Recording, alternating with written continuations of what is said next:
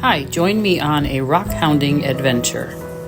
Today we went to the town of Thurman and we went to this bridge which is over the Hudson River, and it was a great place to look at rocks.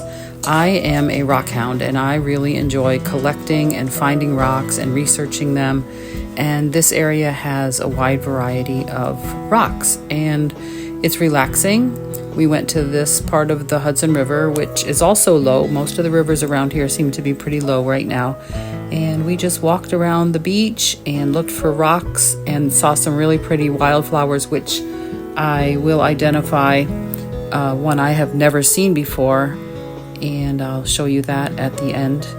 But we walked around this bridge and we walked under it and just looked for rocks for a little while, and came home with a whole bunch, and I will share all of them with you at the end.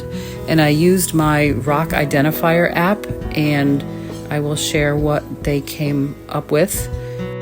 As we walked along, we noticed that people had done some rock stacking or making of cairns, which I guess is similar but not the same, because these right here were obviously not for the purpose of navigation, which cairns are usually for trail marking and things like that. But there was a bunch of them that somebody took the time to stack them, probably just having fun, seeing if they could do it. I'm going to link an article in the description that talks about the people that are against seeing these for some reason. I will have to read it and share it with you, but I think they're cool. But yes, they don't fit in with the natural environment. You can tell it's a man-made thing.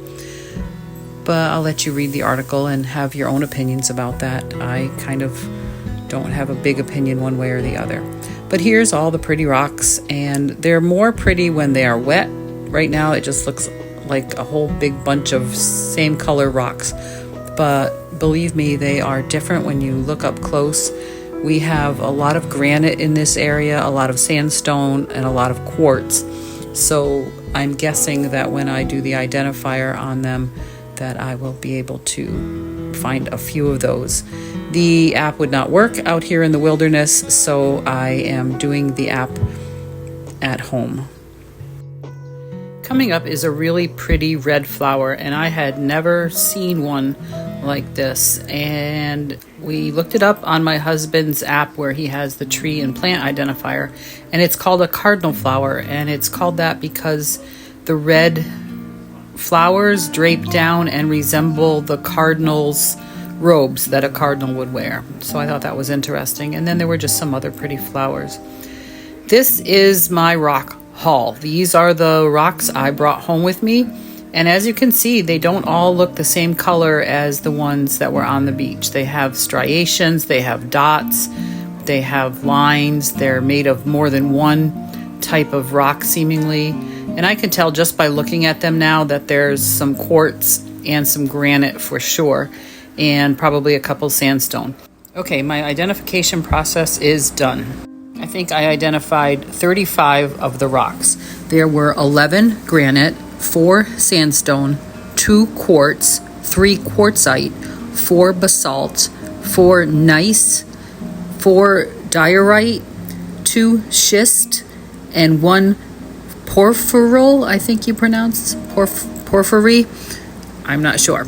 But anyway, I have also noticed that it is not a 100% accurate app.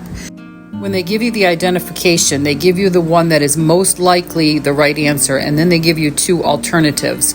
So sometimes I took a picture several times and I took the answer that they gave the most often. So the one at the end that has a really strange name, I did that a couple times and it came up with the same one. So we're going to go with that. I've really always liked rocks. I have many of them from a lot of different places where I've been or where I've lived.